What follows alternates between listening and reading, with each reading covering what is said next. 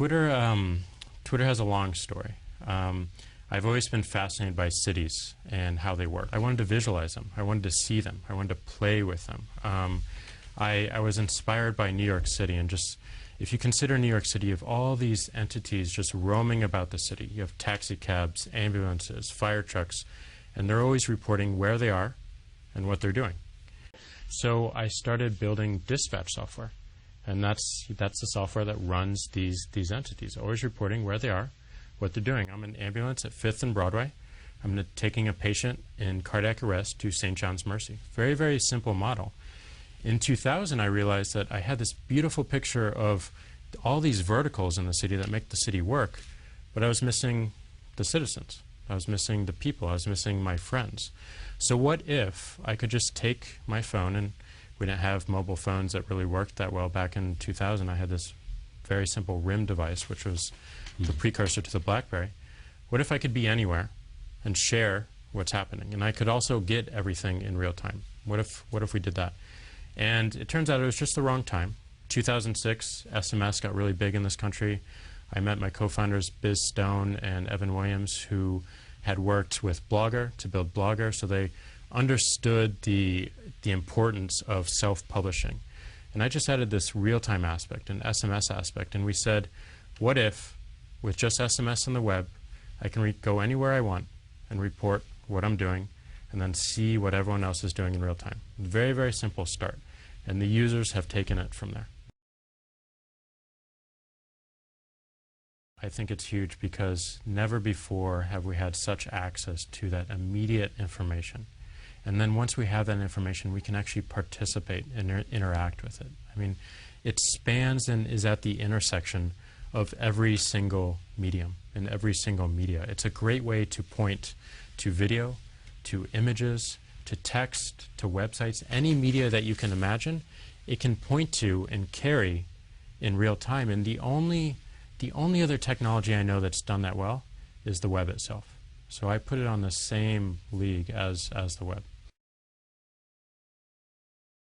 It came about because my co-founder is a glass artist, and he sells these beautiful glass faucets, and he was selling one for $2,000. And all he had in his pocket was his mobile phone. He couldn't accept the credit card from the woman who wanted to buy this faucet, and she didn't have a checkbook, and she obviously didn't have $2,000 of cash, so he lost the sale.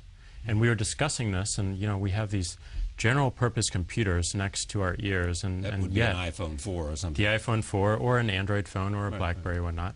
But yet he wasn't able to accept that credit card. So we wondered why that was, and we answered it by building this system.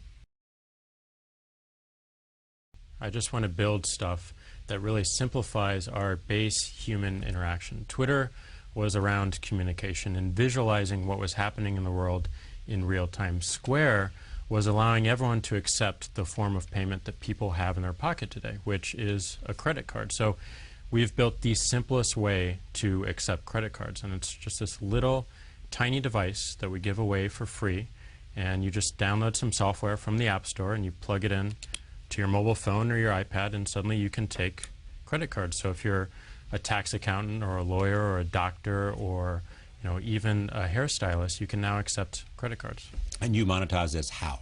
We take a cut of every transaction, so we charge 2.75% and 15 cents on the transaction, which we then pay the credit card companies out of.